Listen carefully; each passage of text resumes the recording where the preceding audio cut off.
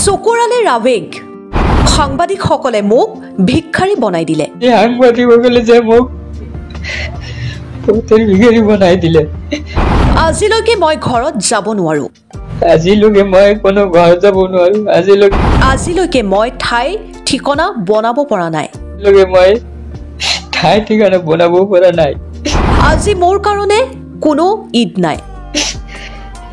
আজি মোৰ কাৰণে কোনো ঈদ নাই যে মই ঘূৰি ফুৰিম খাম বা চলিম। মানুহে ফূৰ্তি হাঁহি কৰে। মোৰ কাৰণে যে আজি একো নাই। চকুৰৰ সীমাহীন আৱেগ অকলশৰীয়া হৈ পৰিছে চকুৰালী।